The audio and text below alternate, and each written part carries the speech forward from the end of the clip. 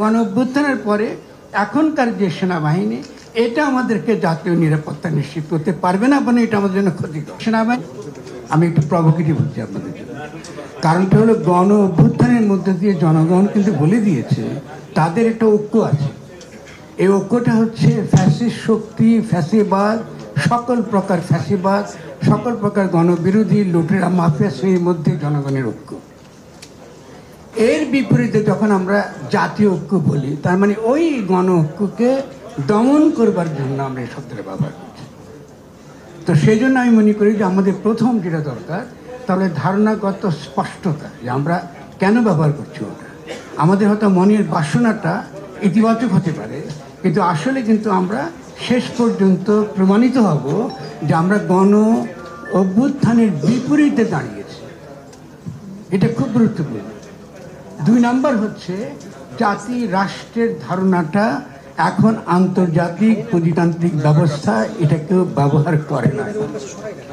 কারণ হলো রাষ্ট্র আর আগের মতো রাষ্ট্র নাই। এই রাষ্ট্র এখন নিয়ন্ত্রণ করা IMF কি ওয়ার্ল্ড ব্যাংক কি বিভিন্ন রকম বড় বড় কর্পোরেশন। ফলে যদি আমরা জনগণকে চিন্তা করতে না পারি এর বিপরীতে, তাহলে যেটা হবে যে আমরা শেষ পর্যন্ত বিদেশি শক্তির হাতের একটি ঋণক থাকবো জাতীয় ঐক্যের নামে। এটা হচ্ছে 2 নম্বর পয়েন্ট আমার। 3 নম্বর হচ্ছে যে যদি আমরা এই নিরাপত্তার প্রশ্নটা চিন্তা করতে চাই, তাহলে আমাদেরকে চিন্তা করতে হবে গণপ্রতিরক্ষা।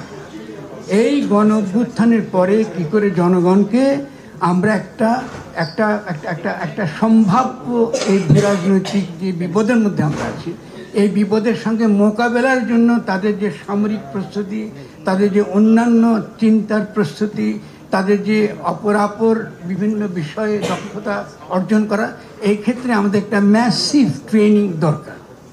ফলে গণ অভ্যুত্থানের পরে এখনকার যে সেনাবাহিনী এটা আমাদেরকে জাতীয় নিরাপত্তা নিশ্চিত করতে পারবে না, মানে এটা আমাদের জন্য ক্ষতিকর। কেন ক্ষতিকর বলছি? খুব সিম্পল।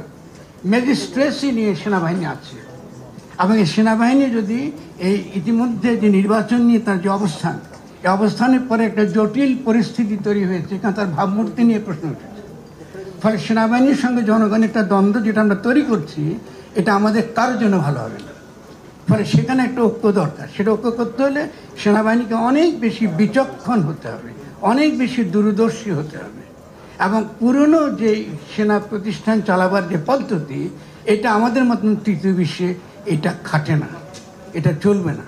গণ অভ্যুত্থানের পরে অবশ্যই গণপ্রতিরক্ষাকে নতুন করে চিন্তা করতে হবে, এবং জনগণকে দেশকে রক্ষার ক্ষেত্রে তারা যেন অংশগ্রহণ করতে পারে।